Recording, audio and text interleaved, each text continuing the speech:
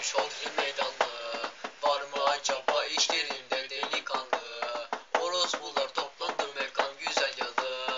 Ananızı siksin ulan karşı yakalı. 3-5 ibne toplanıp da bir otobüste alayına gider koymuş arka dörtlüde. Yalıdaki ibneler yetmiyor bir de Kocaeli çıktı başa koyayım göte. Şimdi sıra geldi işte kahpe Gebze'ye. Nasıl kaçtınız Karagümrük'ten siz öyle? Dünyada usayım o Türkiye'de Gebze. Bak sen otobüsten şekil yapıyor ibne.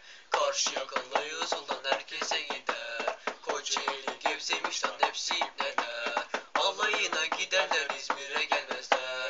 Karşı yaka adamı götüne siker. Layla layla layla layla.